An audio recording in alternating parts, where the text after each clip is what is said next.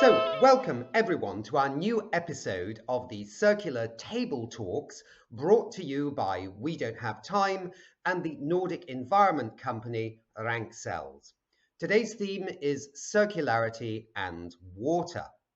I hope our guests and the audience in well over 100 countries around the world enjoys the broadcast, and I'd like viewers to download the We Don't Have Time app at wedon'thavetime.org so you can post questions, comment, and engage with our guests. So let's get going, shall we? The way we manage, or more correctly, mismanage the world's precious water resources is simply breathtaking. And this cannot last. As the English writer W.H. Auden wrote, many have lived without love, but none without water. Without urgent action now, our communities and our economies face ever-increasing pressure as this most precious of precious resources becomes ever more scarce. In March this year, the United Nations organized a high-profile UN water conference in New York, bringing together governments, experts, the private sector, and more. Inga Anderson, the UN Under-Secretary General and the Executive Director of the UN Environment Programme, UNEP, said, by 2050, an estimated 6 billion people face water scarcity due to climate change, pollution, and increasingly unsustainable consumption and production.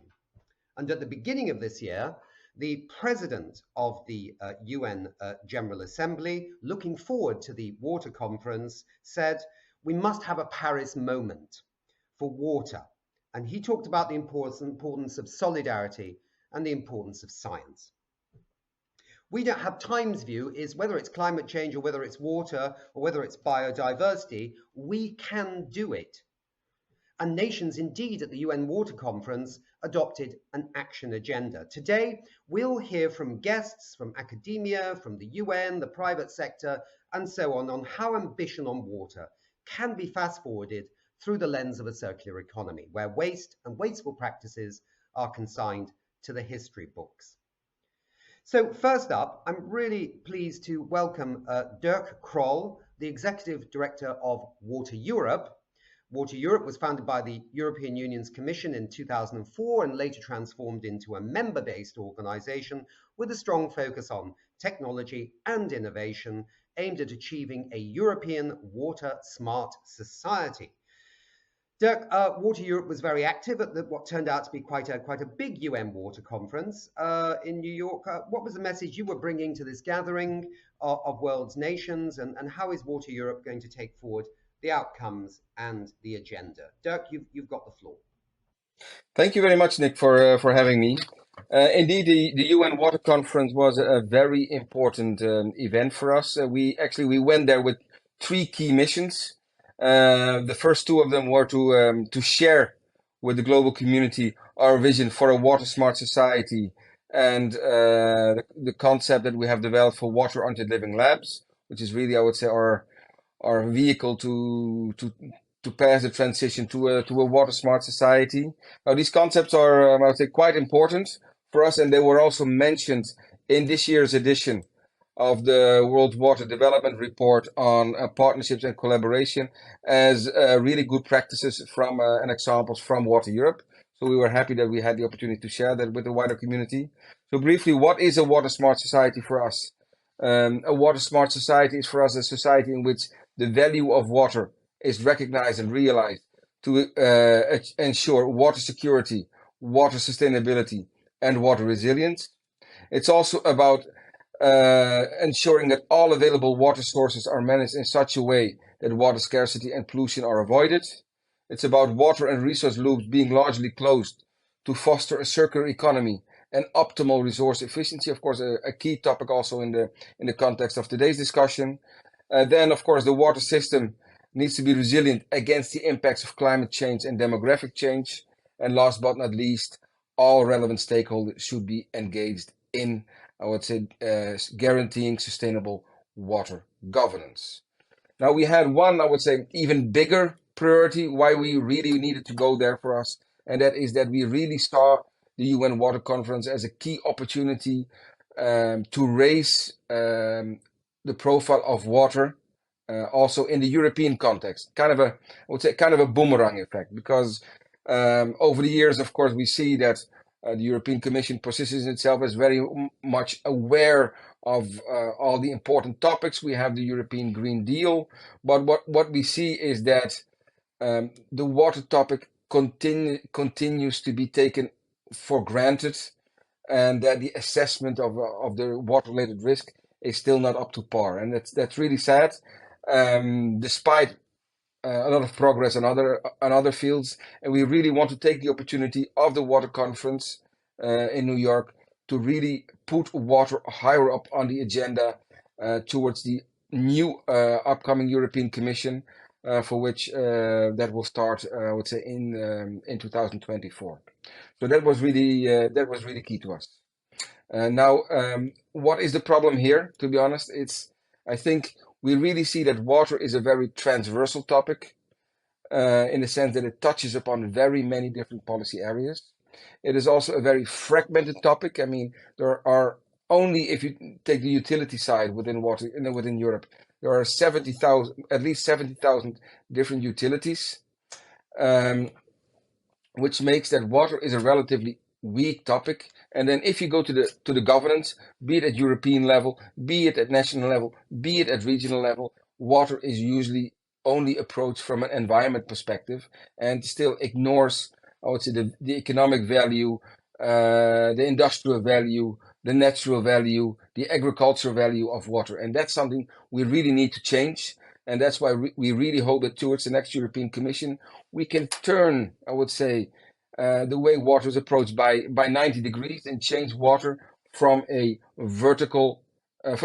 from a horizontal topic into a vertical policy topic, where we can really have, let's say, one vice president in the European Commission really responsible for making sure that water in our society and economy is addressed in a 360 degrees, looking at the environmental value of water, the industrial value of water, the economic value of water, the agricultural value of water, and of course, the ecological value of water. That for a start. Thank you very much. Thank you, Dirk. Thank you very much indeed. Okay, that's great. Let's turn to Professor Chrissy Laspidou. Is Laspidou correct, Chrissy, or is that sort of right? Okay, I hope so. Yes, Chris, it is correct. It is thank correct. you. Yes, thank you. Chrissy is a prominent water expert. She's actually also a professor of civil engineering at the University of Thessaly in Greece, and she's a vice president at Water Europe, and a member of the steering committee of the Water Energy Food Nexus Knowledge Action Network at Future Earth. I know Future Earth, and I'm so pleased I wanted to say that. Chrissy, please explain to the audience this water, food, energy imperative, and how we shift this interrelationship onto a sustainable and circular path. Thank you, Nick, and it's so good to be here among these friends and nice colleagues. Okay, so we are passionate about the Nexus. We work a lot on that. The Nexus is about realizing that we have, we currently have, and we will have a lot of stress, as you mentioned before, on the demand for future water, energy, and food. We see an exponential trend, and all of these resources, we see that they are being deteriorated via environmental degradation. We have pollution, we have climate change also pressuring everything, and all these burdens the social, economic, and environmental systems, and we have implications on all these levels. Circular economy and Nexus are both concepts that we are using in the sustainability discourse. Circular economy is devoted more to removing waste through reducing and reusing and recycling and recovering materials and valuables from waste. And on the other hand, the Nexus is structured around waste minimization and efficiency improvement, and it focuses on the interlinkages of these resources. So and another thing with the Nexus is about collaborations, is about stakeholders and actors really sitting around the same table and discussing and reaching a consensus that will lead to a global optimum, a systemic optimum, and not an optimum that is ideal, say, for the water sector or for the energy sector or for the ecosystem sector. So, in order to transition from a linear to a circular economy, we need to really invest on a joint effort by the stakeholders from all these sectors. And within this context, the circular economy is highlighted, of course, as a key driver for addressing the unique relationships between the sectors of water, energy, and food nexus. It is all about trade-offs. We realize that we cannot have it all. So we need to decide which sectors will be affected in one way and how that affects the other. We need to look into better allocation of resources. We need to recognize the competitions because, for example, if you imagine you have a river basin, all of the different sectors, say agriculture, tourism, the domestic demand, the industrial demand, all come to ask for water from the same river basin. So, where would we allocate water optimally, and how that affects the energy and the food sector, of course, through agriculture, and of course, biodiversity and ecosystems, which is threatened, it's under collapse. So, it is about improving water use efficiency, pursuing all the possibilities of water treatment, recycling, and reuse via the exploration of various technologies and environmental management systems related to natural water, food, and energy courses. And it's about policies that will recognize these interlinkages that have cross-sectoral implications of single sector policies. And it is also about bringing health into this. I wanted to mention that in the post-COVID era, we also need to be speaking about the nexus of water, energy, food, ecosystems, but also health, because maintaining a healthy environment and establishing health risk and hazard assessment guidelines for the environmental preservation and for public health protection is becoming and should be a priority for us. So let me stop here and Okay, I thanks, will Christy. intervene. Yeah, Yes. thank you very much indeed. No, it was very interesting. In April, we had Stockholm Climate Week on We Don't Have Time, and we had the Deputy Prime Minister of Spain on, Teresa Ribera, who's also the Environment Minister and an old friend actually. And she was just wrestling with a big challenge there: the tension between the national park in Andalusia, I think it's the Donena, something like that, national park, which is under massive stress because of drought, and the strawberry farmers nearby wanting more water for their strawberries. And they've just got two issues coming together in a very tough political situation. But yes, get everybody around the table. It's absolutely clear with a long-term vision. Let's go on now to two members of Water Europe, both of them companies at the cutting edge of different solutions to several aspects of the water challenge and hopefully answers to how we can be more circular in our economies. First up, we've got Alexis de Kirchhover. Is that sort of right, Alexis? Yes, thank you, Nick. You can probably say it much nicer than me. He's a senior director at Xylem, which we'll hear a little bit about, and Per Larssons, who's representing Easy Mining, which is part of the Ragn-Sells group. And I also want to say that Per is also a co-moderator on the Circular Table Talks, and I will come back to him, certainly, if not before, at the end of this show for Per to sum up what he's heard. But Alexis, briefly, what is Xylem? It's a great name. And what do you do so our audience can understand? So briefly something on that. And then when it comes to circularity in water, what answers does Xylem have?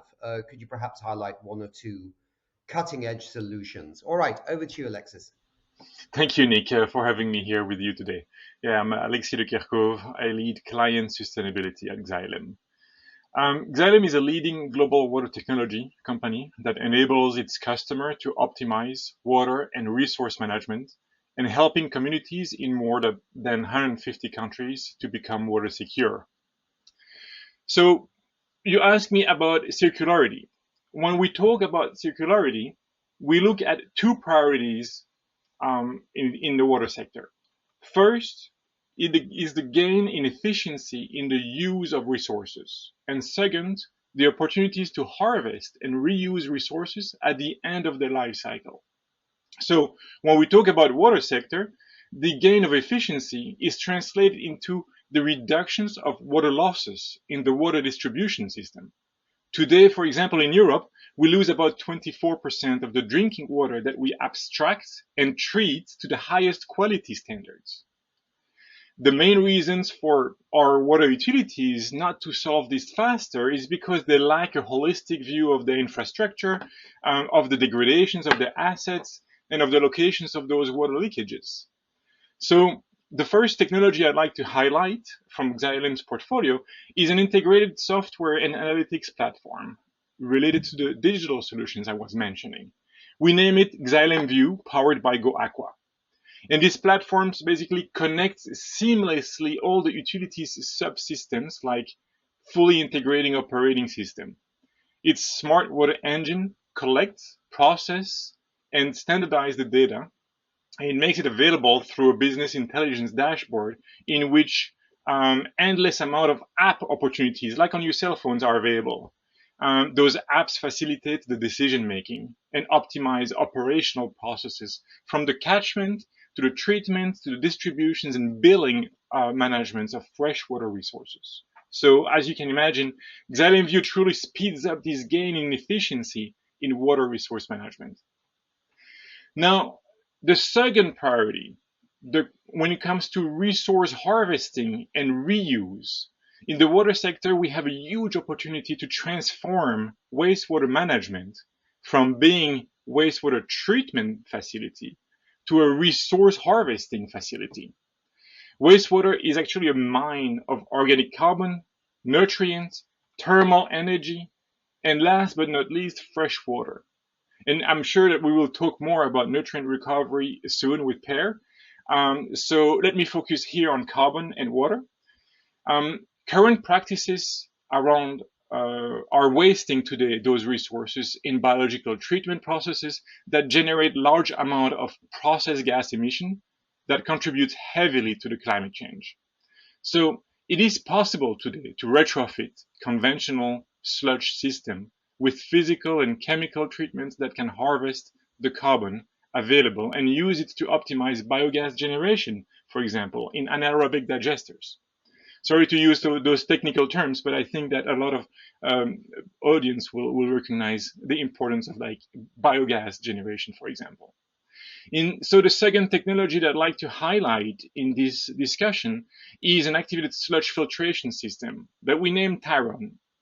This modular technology develops dynamic sludge cake layers on vertical micromesh panels, in which, with the addition of chemical treatment, we can harvest large amount of the organic carbon in the water. And its scalable design really helps in retrofitting existing plants and minimize new constructions. And by minimizing the new constructions, you also minimize the emissions of greenhouse gas that are sourced through concrete. So Tyron fully enables utility to think of wastewater as a sustainable energy source through efficient carbon harvesting and biogas generation. So to conclude, Nick, we see that innovative solutions exist, but we are far from seeing the fast transformations of the sector that we wish for. It is important, of course, to share all the knowledge we have on available technologies like we are doing here today, but also enable alternative business models for our water utilities. Why? Because the new revenue streams from the sales of valuable resources like water, like carbon or nutrients by the utilities are important source of financing and can accelerate the highly expected transformation. So Thank you very much for this. Thank you, Alexis. Very interesting. And I just want to say to the viewers that I was obviously checking out Xylem before they came on the show, and They have a very ambitious science-based target on climate change. You've aligned with 1.5 degrees centigrade, which is really important, just to make sure that everybody's aware. We don't just let anybody on our shows. And we like to let on companies that are actually walking the talk in terms of things like climate action and many other things. So thank you, Alexis. Let's go to Per Larsens. As well as being head of sustainability at Ragn-Sells, you're also a co-chair of the International Chamber of Commerce's working group on the circular economy. And we know one of your passions and a technical success story for easy mining, which is part of Ragn-Sells, is harvesting waste materials like nitrogen and phosphorus from wastewater. Why is this so important, Per? And how does it fit into our overall circular water story here today? Thank you so much, Nick, and thank you to all other speakers that introduced the theme of today. I would say that we are still in a linear economy, and we're trying to find ways, how can we take the next step? What do we need to then develop to go into this circular dimension? And we know that if we can create circular materials flows, we'll not only be able to reduce the carbon emissions, so we can be under the Paris Agreement, but also that we minimize the risk of overshooting any of the planetary boundaries. So the circular dimension is really, really important in many ways. And this especially relates to water. We are originated from being a waste management company, and since 1881. But today we need to understand what will our role be in the future when there's no waste, just resources that are recirculated over and over again. And we especially targeted the water sector when it comes to recirculation of nutrients. And to be honest, we started with nutrients already in 1881, but back then we transported nutrients with horses. The latrines was brought back to the fields. Today we have developed solutions that can bring back nutrients on element level, like phosphorus, nitrogen, and potassium, where the wastewater are the future source. And when it comes to the nitrogen issue, we do see a huge challenge if we don't get the nitrogen out of the water. I know that UNEP has a special ambition to reduce the financial losses when it comes to how much nitrogen we are wasting. But we have developed a solution where we can directly from the wastewater directly extract the nitrogen and directly produce a nitrogen fertilizer. So we don't need to bypass the atmosphere. And of course, huge reduction of laughing gas emissions. The next one is, of course, how we can then extract the phosphorus, making the today's wastewater treatment plant into becoming resource plants for real, producing high amounts of phosphorus. Just Europe as an example, we are almost totally dependent on import of phosphorus today in today's linear economy, but more than 50% of the sourcing can come from future resource plants. So you have literally the phosphorus running under your feet. And the best thing is that if we then extract both the nitrogen and the phosphorus, we'll also be able to produce much more energy, much more biogas.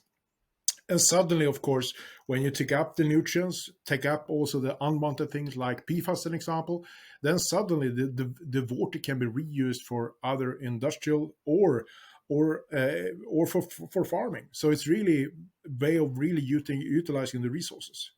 And talking about that, what we did, because we were also participating at the UN Water Conference, where we also had the possibility to moderate a session where the circularity was in focus. And it was really interesting to see the interest from the stakeholders. I thought that Water Europe, I think you had 5 or 6 sessions there, and all of them were agreed by UN. And we were really pleased with the outcome and this huge interest. And talking about UN then, and now what I like to say is when I landed in New York, I put on the TV channel, the CNN. And what struck me was that the headline on the CNN news was that now there was so much algae bloom that rotten algae was coming into the shores of Florida. So the people in Florida couldn't go to take a bath. The reason? Too much phosphorus, too much nitrogen, even in the Atlantic. So not even the Atlantic is big enough to care for what we are now throwing into the ocean. And this, of course, if you then have algae blooms, you will also have prevention of not having any storage of carbon in the water. So it's a dramatic problem that we will see going forward. But I think we have an opportunity also to have a joint session between Water Europe and the European Commission. And there we have the Ursula von der Leyen, the president of the EU Commission, that addressed the UN. And we have now the permission to rebroadcast her message to UN. Water is a collective good. It should therefore also be our greatest source of cooperation. It's in this spirit that the world is meeting at the United Nations in New York. In the 20th century, 149 water-related treaties were signed, and in fact we have seen far more cooperation over water than conflict. But with climate pressures intensifying, access to fresh water becomes an increasing challenge.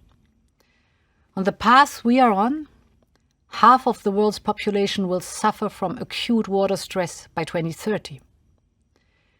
Europe is facing the worst drought in 500 years. Freshwater resources are dwindling, and millions are globally facing the question of whether they will have to leave their homelands. The very foundation of our food and energy security is challenged. That is why the European Union fully supports the UN Agenda on Water Action. The good news is, collectively, we have what it takes to make a difference. We have the scientific, technological and policy know-how. And most importantly, we have the ability to learn from each other. In the European Union, we are transforming our economy with the European Green Deal, from agriculture to industry and energy. The quality and quantity of water is central to our green transition. Still this summer, for example, we are implementing a water reuse regulation for agricultural irrigation. And we are working on an eco-design regulation that will encourage water-saving standards for products. Around the world, the European Union is championing new sustainable approaches to water. With Global Gateway, our global investment package, we have committed over 1 billion euros to water management. We're working with countries in Africa and Central Asia to support livelihoods, energy, food, and peace. We're bringing our innovation and regulatory competence to the table. But the European Union is also ready to learn from others, because we are in this together, and best practices should be shared as widely as possible. And that's what this conference is all about. There is so much knowledge and so much passion in research and in the private sector, amongst young people and indigenous communities. Let's exchange. Because if we do not solve water, we will fail on climate change and the Sustainable Development Goals. It is in all our hands that water remains a global common good, a solution to conflict, not its source, a cure to insecurity, not its cause. Thank you to the Netherlands and Tajikistan for co-chairing this urgent gathering. And thank you to the United Nations for leading a forward-looking global solution. Okay, there's been a lot of focus on Europe here, but what about the rest of the world, including the developing countries? We're absolutely delighted to invite on the show Zafia Adil, who's Professor of Professional Practice, School of Sustainable Energy Engineering at Simon Fraser University in Vancouver, Canada. He's formerly the Director of the United Nations University Institute for Water, Environment and Health. Adil, you attended the UN Water Conference. What ideas and solutions emerged from your perspective, including from a developing world perspective? Thanks, Nick. Great to be with you today. So I think the conference was quite interesting in a number of ways, and the most obvious one is, of course, it's a conference taking place at the UN level after about 50 years or so. So in itself, I think this was a significant development. And having been in the international water community for nearly 3 decades, I thought that this was a significant milestone in terms of moving forward. As to the ideas that came out, I think there's again a pretty wide range of notions, concepts, and commitments that came through.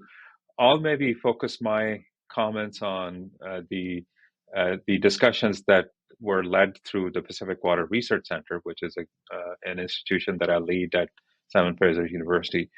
And we brought together a group of experts to talk about water scarcity and how that might impact human health and well-being, and how it might relate to resilience to climate-related extremes.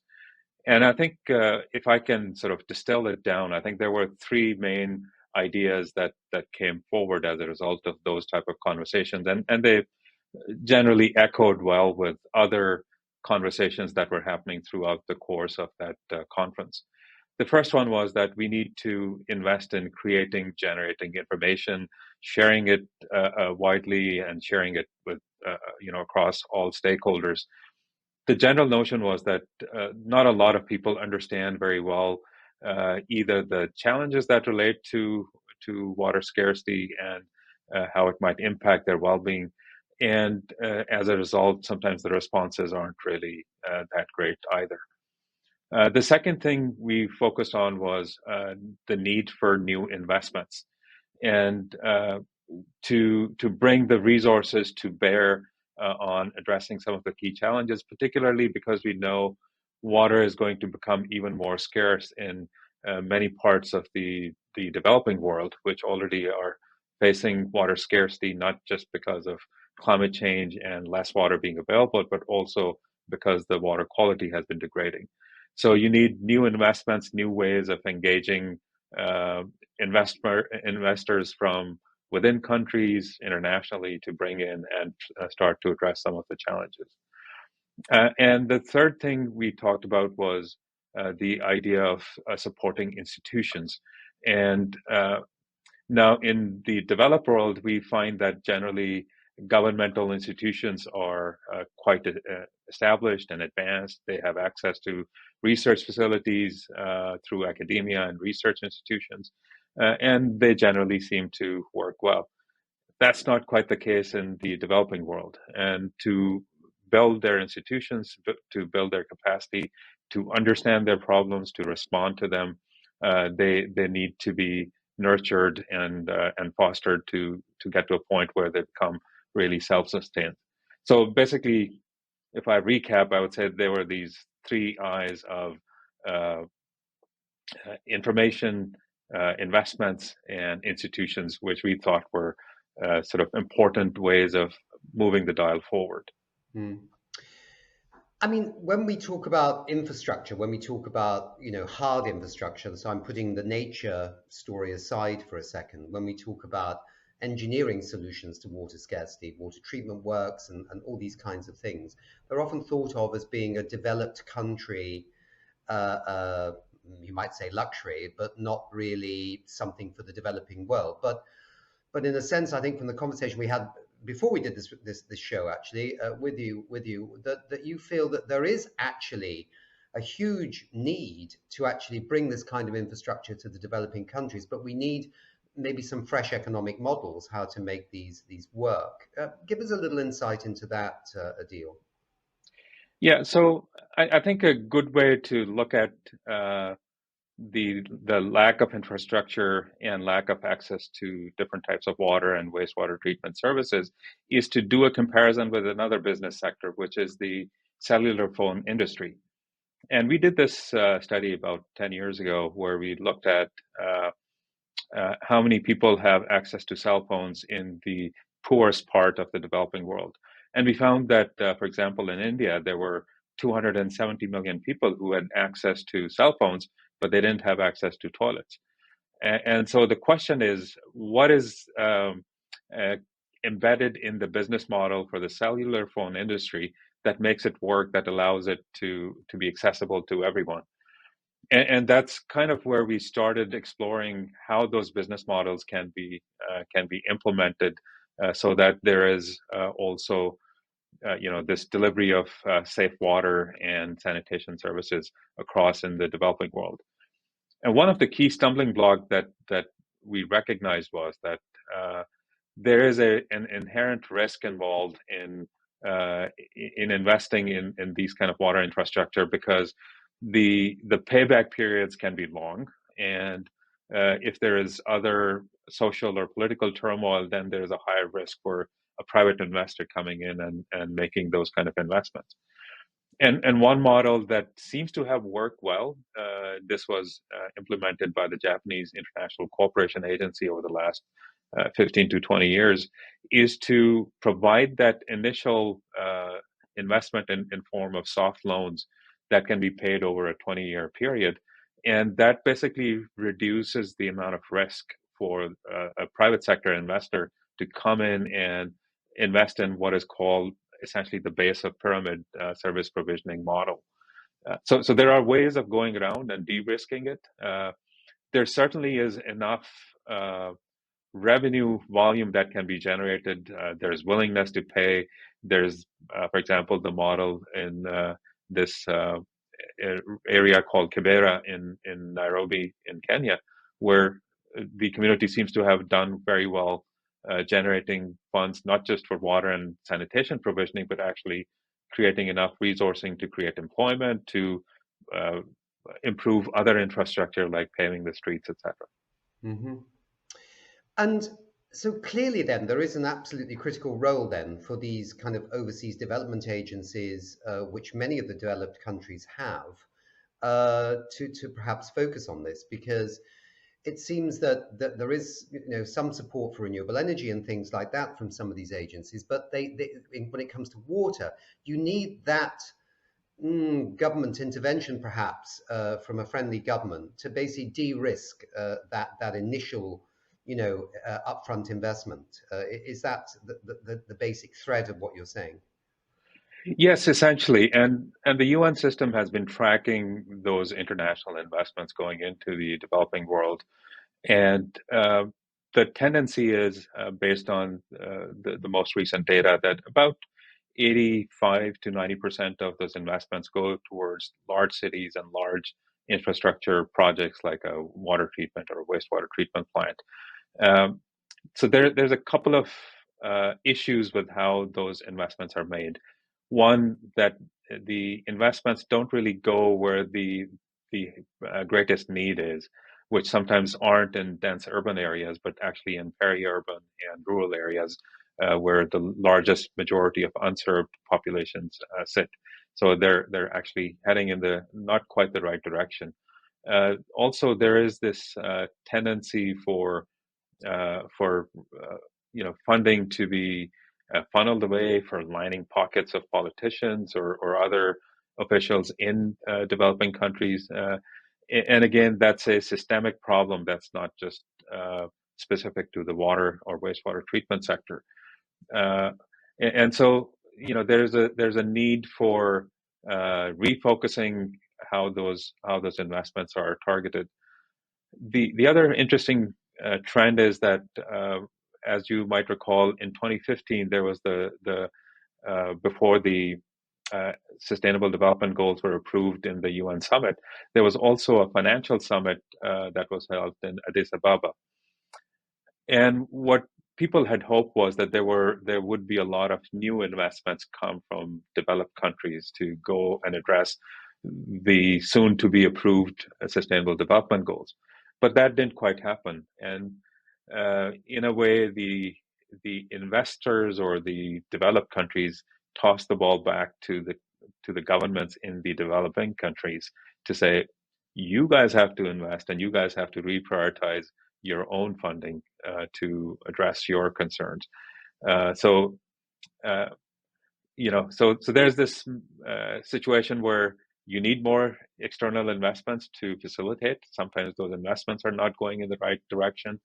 And sometimes the prioritization within developing countries isn't really quite correct either in how water resources are managed or how investments into infrastructure are made.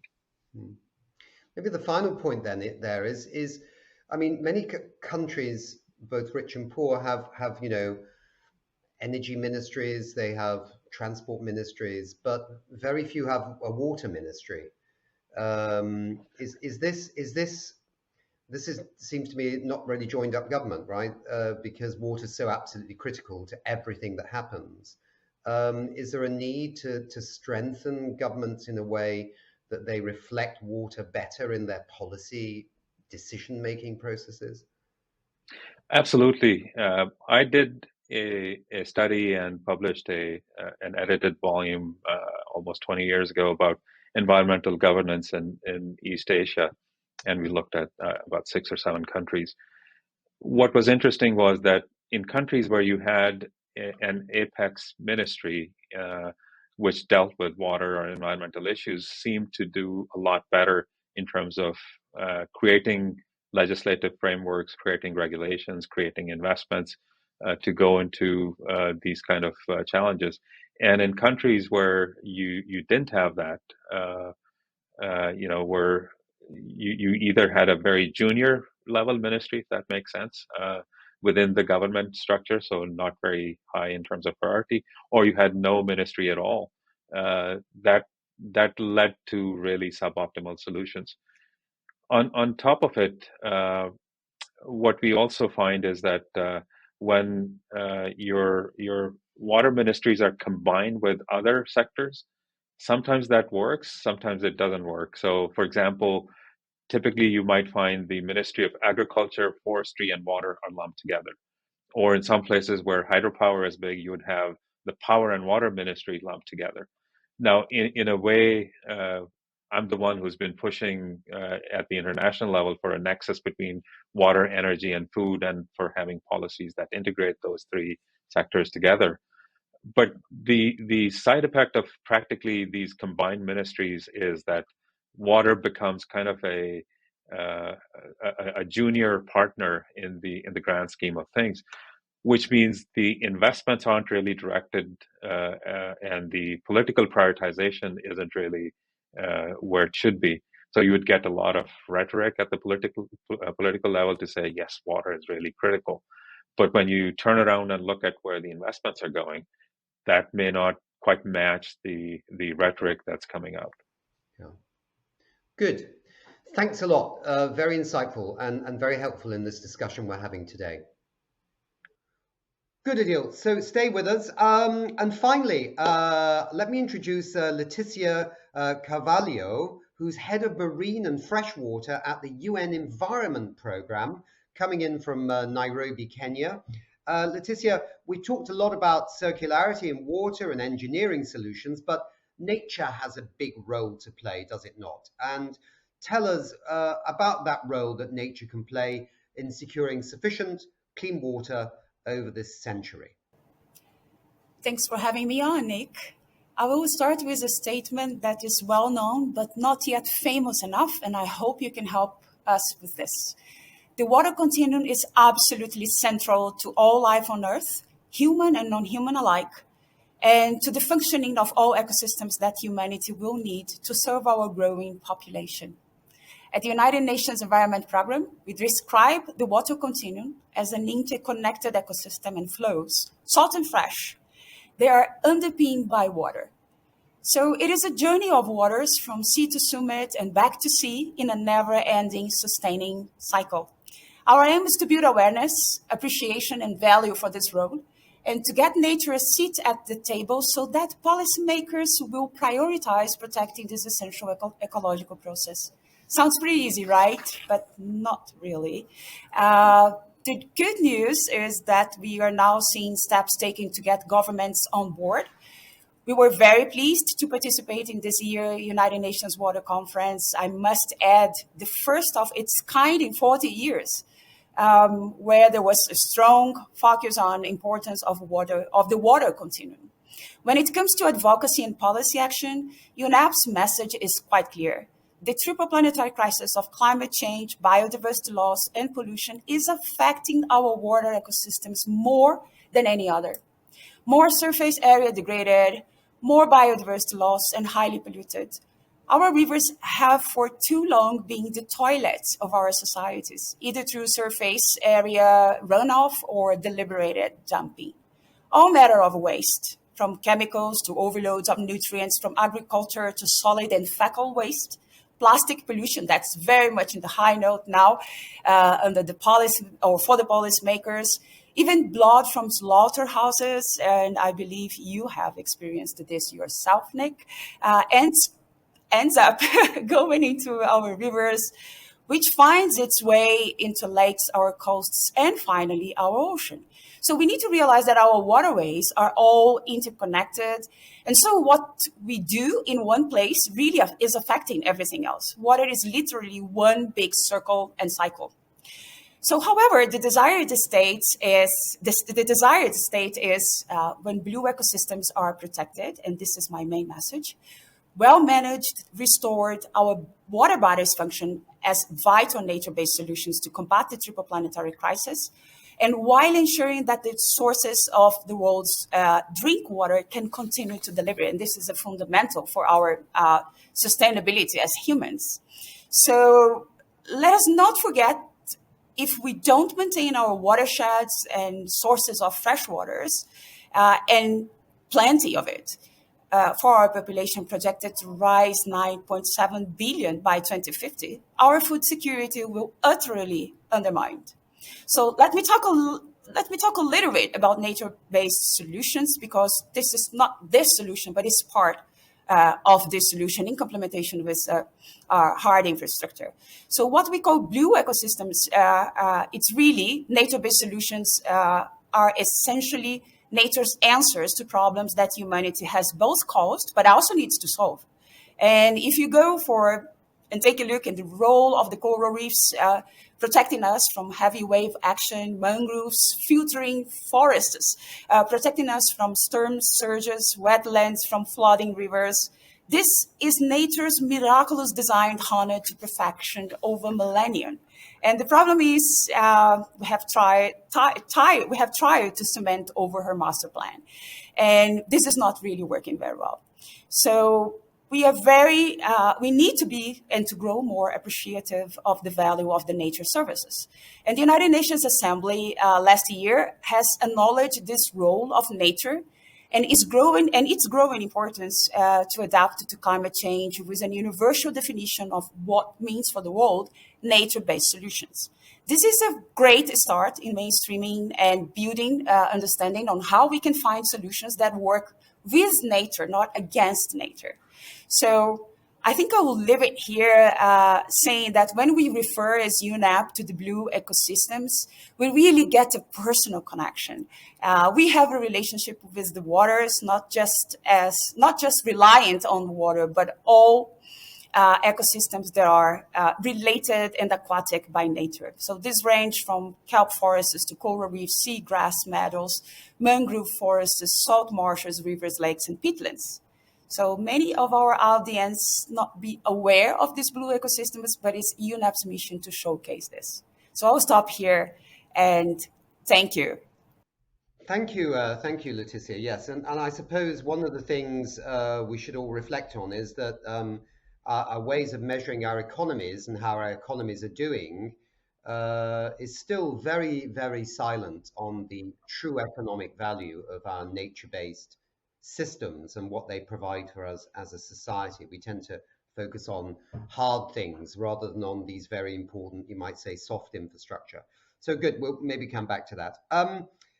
Okay, so ladies and gentlemen, let's dig a little bit deeper into this. My guests are all very free to come in and raise points and provide more insights, but let me perhaps go back to Dirk to get things going. Dirk, how do you think Europe is actually progressing on this? I mean, how there's a lot of directives coming out of the European Union right now, covering everything, it seems, including circularity.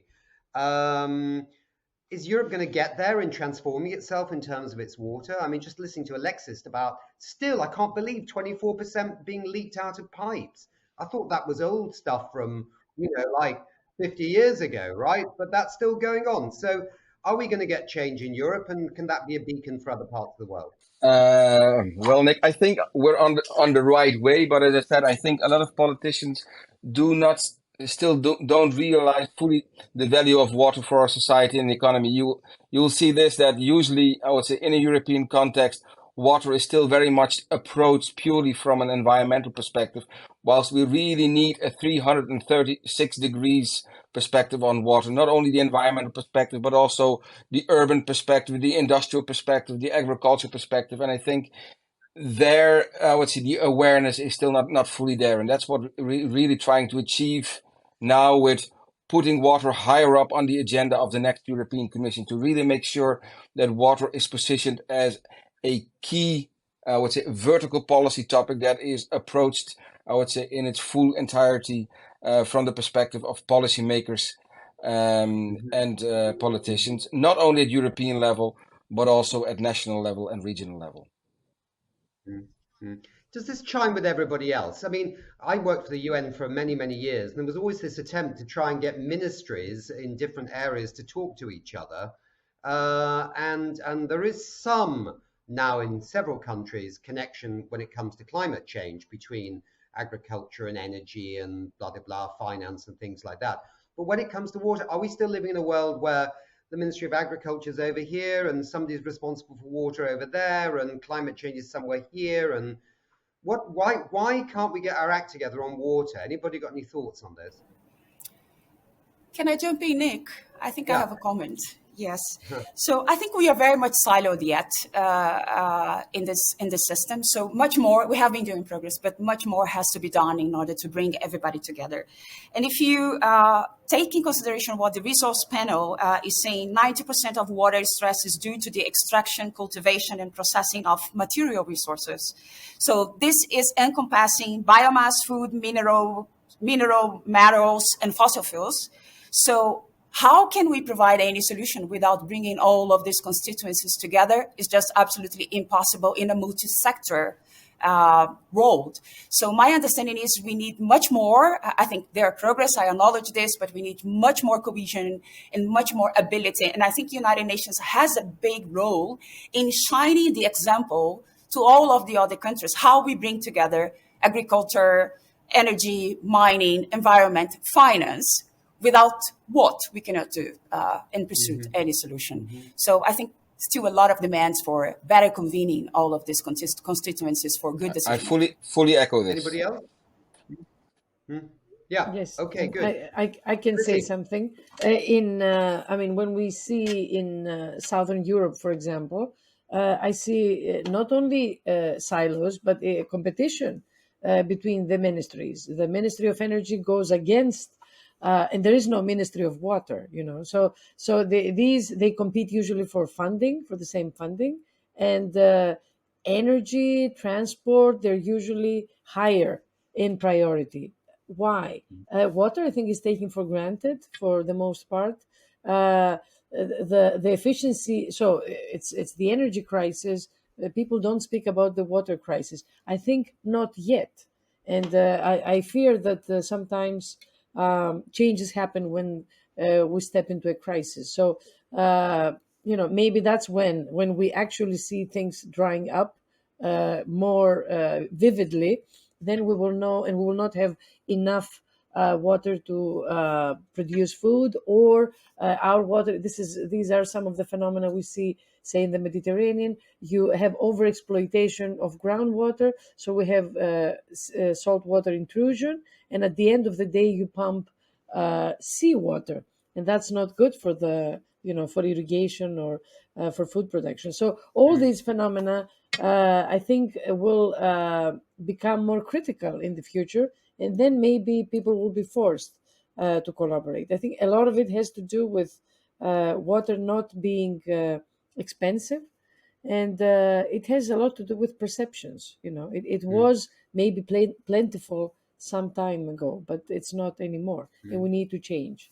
and collaborate. Per, you've had lots of challenges with. So you do have some water resource plants now in different places, right? I mean, Germany's looking good and whatever, but in Europe wide, even though you can extract all these nutrients out of the water and bring them back into a circular economy, including one can get heat out of this water, as somebody was saying. That, you know, you're still up against it a bit with the with national policy, aren't you? Or is it commission wide? I don't know. Yeah, it's national policy, it's EU policy, but also on a global level, where the treaties are not accepting circular dimensions. I mean, all legislations are preventing the problem in the linear economy. That's all legislation are based upon. But I would like to build on what both Dirk and Chris has said here, that water has really become something that is taken for granted, and water is everywhere. But being everywhere, then in policymakers, there's nobody that take responsibility for the water. Yes, the Minister of Environment take it out to an environmental perspective, but water is so much more, and especially in a circular economy. So we need to have a focus on water especially, and I hope really that the next commission understands this and put a commissioner especially for water. That happened in the climate. Climate was a part of our environment and nothing happened. And then the EU Commission in 2009, I think it was then, or something that addressed climate especially, and we had the first commissioner for the climate. I think we need the same thing also here. Mm. Alexis, do you have problems selling your technology because it's too clever, and people go, oh, we haven't got time for that, because you know it doesn't matter if we leak 24% of the water because it's not really very expensive. And anyway, somebody would say, oh, but you know, so we leak the water, but it goes back into the environment, so that's okay. You know, I mean, I can imagine get all kinds of crazy arguments. Yeah? You see me smile, and that smile actually speak of your truth. There is a problem there, but it has multi sides. We mentioned silos in the commissions, in the way we handling directives. I think that's critical. And I could only congratulate the Commission now for tackling wastewater directives and starting embracing an energy aspect in an old directive that hasn't been renovated for 30 years. And now we start speaking about energy or greenhouse gas or more topics that are becoming that opens to circularity, let's say. So the silo problem is something that can be tackled. But however, another problem is financing. Financing is critical. Any new transformation of a sector requires a smart way to understand how it will be financed, a smart strategy that will ensure that the long-term feasibility is mapped through the journey. Hydrogen has a very strong strategy in Europe. Energy as well. Other sectors deserve the same strategy and financing support. We should claim, as a water sector, a strategy in Europe to be developed with the supporting financing behind it. I mentioned in my opening speech the needs of alternative business models. People managing water and wastewater today are locked into a very restrictive model of depending on water tariffs. And as you just said, Nick, water is dirt cheap in Europe. It needs to some extent stay because water is a human right, access to water and sanitation. We want to make it affordable. However, we need to think of alternative ways. Financings from governments, financing from revenues of sales of recycled resources. I mentioned it. And then the last topic that I'd like to address is technology adoption. Technology adoption is very slow in this sector. Why? Because the sales cycle or the renovation cycle of this sector is minimum 10 to 15 years because of the engineering, the constructions, the whole process of public procurement. And it has a sense, it's important, but it's all based on old conventional technologies of massive civil infrastructures. Today, we have nature-based solutions. We have digital solutions. They need to be truly prioritized and becoming the new industry standards so that the financing is focusing on those usually more affordable solutions, faster to implement, and actually helping in solving those silo issues because directly connecting to the other sectors together. Can I just come back to Leticia and actually Chrissy, because Leticia's in Nairobi. I mean, I've lived in Nairobi. I mean, you know, Kenya is so often in drought these days, it seems. I'm sure the hammer of climate change is part of it, but there's also rising populations as well and demand for water, etc. Chris is in Southern Europe. That's often, again, a dry region. What have we not learned anything from the dry parts of the world? I mean, surely it's very expensive if you've got droughts all the time for an economy. Does anybody learn from this, or what about water collection? I mean, I know that there was once a UNEP report that said it rains more. The amount of rainfall in Nairobi, for example, is more than in Paris, but it comes down in big amounts rather than Paris. It's just very sort of regular, and yet not collected. I mean, what can we learn from the drier parts of the world, Leticia? I mean. Yes, thanks a lot for this question. And yes, indeed, we share home. I live in Kenya, and I'm glad to speak from Nairobi. That's the only UN Global South headquarters. So this is quite important. But let me shine a light a little bit on a good and positive example that I can recall in Kenya. And I think this creates the opportunity for me to bring back the initiatives that's actually restored the integrity of the Mau forest. That's the most important watershed in Kenya. So this is really a good example where government prioritize efforts in order to maintain the forest in a way that ensure the natural systems continued flow could connect. So then the rain could be better, let's see, utilized in the whole water cycle. As you mentioned, the East Africa has suffered massively from droughts in the last few years. This is still happening. This season was just like absolutely heavy on droughts in Kenya, in the north of Africa. So this is all compromising the whole system of water supply in Kenya. But it's a good example of how you build and preserve a kind of the most, or not a kind of, but the most important complex of watersheds in the country can make a drastic difference in a situation that could be much more aggravated without the benefits of these good measures. So I think this gives us some kind of lessons learned in how to invest, let's see, in creating this resilience, in building this resilience. I also would like, if you allow me, Nick, just to reflect on what Alexis was saying in terms of technology, because I think also financing this new, let's see, a nature-based solution technology also needs an incentive from the construction and investments with or for the development of the gray infrastructure.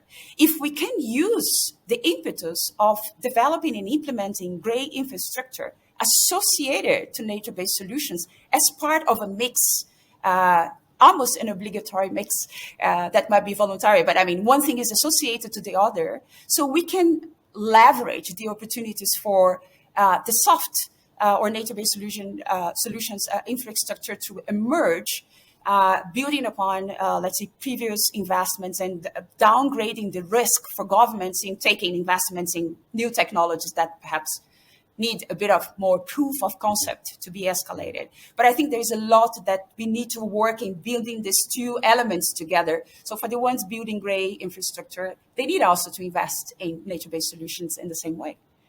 Just for the audience, gray infrastructure is wastewater, is it? Yeah. Yes. Okay, yes. good. Sorry. Yeah, I wasn't explicit.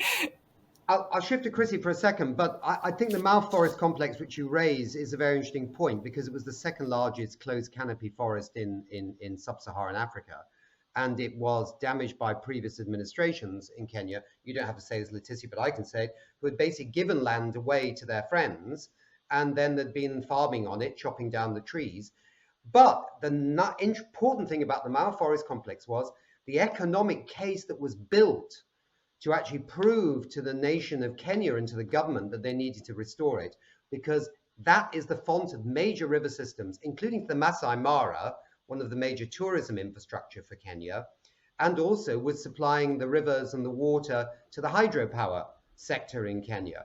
And as that place got destroyed, the risks to those very high economic value infrastructure became absolutely critical in swinging the argument back to restoring that nature-based solution, i.e. the Mao Forest Complex. Chrissy, come on to us just briefly.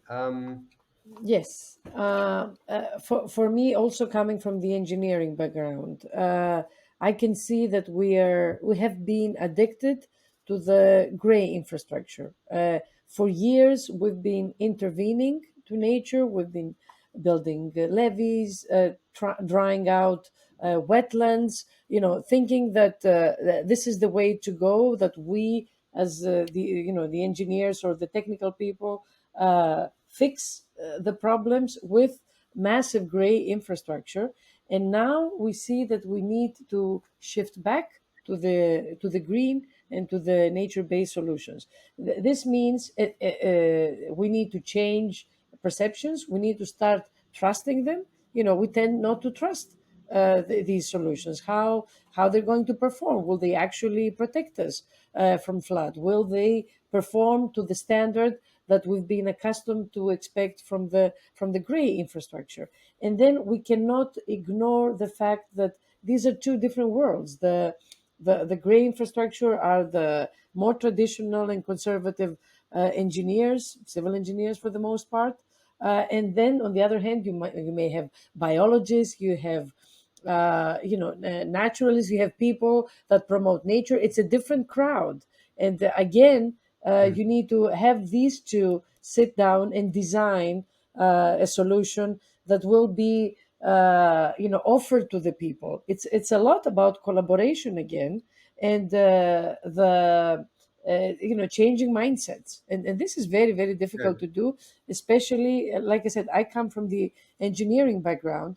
Do we teach our students these new things? We don't, not so much, not as much as we should. So how is this change gonna happen when the engineers graduate learning only about the gray infrastructure? And maybe there is one course talking about that. There is a lot of work to be done in these initiatives, and it's about sitting people around the same table and deciding that this is the way to go. It's about power structures. It's a lot social phenomena. Definitely is not a limitation on the technology. The technologies are there and they can be very good. It's about systematically introducing the blueprints on how to go about this, how to measure, and how to convince people that they perform well, and to put them into the say the building codes of our cities and of our regions. Yeah. Right, Nick, right. may, Good, may Chrissy. I, for the sake of our audience, just to explain the terminology that we've been using in this? Yes, I'd love somebody just to just nail this gray. I'm Like, now let, completely let confused. me let me jump in here. When we talk about gray infrastructure, we talk about the civil and concrete pouring Ah, within our society. It could be in the urbanization, it could be anywhere. When we talk about green infrastructure, we refer to nature-based solutions. And then there's a third fold to the story, which are blue infrastructure, which are equivalents to the use of digital infrastructure to operate and process the existing way we manage the resource. So we look right. at gray, green, and blue. Now, Hmm. to be frank, we cannot do without any of those with today's urbanizations, growth of demographics, problems in climate, pollutions, and so on. The key is, as Chrissy said, to make those people work together and make adoptions and prioritize the solutions that were until now not put forward, which is really important. Thank you. Per, just come in here, because I must say, ladies and gentlemen, we really need to be wrapping up very soon, but we could go on for hours, I know. But Per, you want to come in quickly and then go back to Chrissy? Yeah.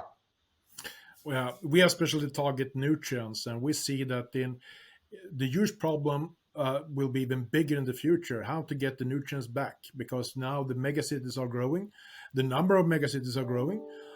So by 2100, to be honest, if we don't start to recirculate phosphorus, there will be just one phosphorus mine left in the world. That's the Moroccan or Western Sahara mine. So the megacities will not produce the food it will need. So how can we get the nutrients back? That is very important. And of course, we need to do that together. We need to collaborate. And suddenly, nations need to work together, not fight with each other. So that will be very important going forward. But the risk is, if we don't create these circular loops, we will have war over water, and we have future wars also with the scarcity of nutrients. So please, ladies and gentlemen, let's find ways to collaborate and find ways to work together. Chrissy, quick comment you wanted to make? Yes, just to mention, as we evolve, to new technologies, we also need to go back and learn from the older people or from the traditions and embody all this indigenous and local knowledge in our practices. Because these people, as you said before, Nick, have we learned nothing from these dry places? Well, people have been living with these things for a long time, but now is the time when the gray is probably failing us now with climate change, I think, and with everything that we experience. We need to go back and see how these people were surviving and gain from this wisdom. A lot of the solutions are there already, and this is also, of course, inclusive and brings everybody on board and makes our implementation more successful. So I'm going to have to wrap it up here, but what I would say is that it clearly is a massive, massive issue that we've only just touched and skimmed over. And of course, it's been something that's been preoccupying the United Nations and organizations for many, many, many, many years. And it strikes me from just this conversation that one of the stumbling blocks here, and I think you all echoed it, is that we don't really have the joined up government that we need at both the national and local and regional and indeed global level to really affect a massive transformation that we urgently need to do now. And I think there has to be some work on that very, very urgently. And we need circularity in governments, within governments, as well as circularity outside governments, clearly. Per, do you want to sum up a little bit about what you think about what you've heard? I think I will start with what Letitia said. We are using our rivers as toilets, and we need to stop doing that. If we continue, we have huge problems going forward. We heard about Chrissy talking about the food, water, energy nexus, adding on health. And I totally agree on that one. The health issue is crucial, and we can't use the water. We will have huge problem also to produce food and healthy food, of course. Alexis, yes, I totally agree with you when it comes to the digitalization. We need to use every method to make sure that we monitor and understand where we're going to put the efforts in. I know that the coming EU presidency from Spain will have digitalization and monitoring high on the agenda. And yes, Water Europe, you're really taking on the mission of really creating the understanding of the value of the water. And I really appreciate what Water Europe are trying to achieve and push the Commission to understand the importance of water. I see this not as the end.